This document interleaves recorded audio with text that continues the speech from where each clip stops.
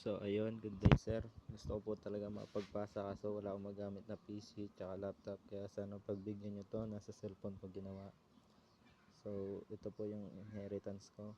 So ang base class ko is yung itlog.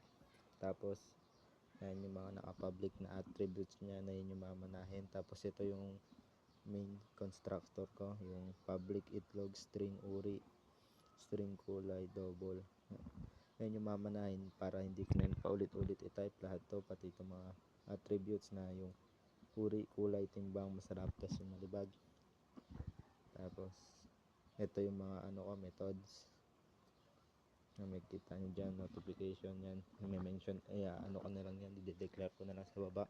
Hindi ko na kailangan paulit-ulit na i-type kada derived class, kada class ko. Tapos na-declare yan na may inherit sa pamagitan nito. Ito yung itlog na yan sa tabi ng class itlog na pula. Yan yung unang derived class ko. Ito sunod yung itlog na brown, tapos itong itlog na mabuhok.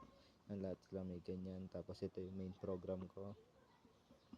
Yan, igaganyan na lang, hindi ko na kailangan paulit-ulitin lahat ng constructor at yung mga methods dito.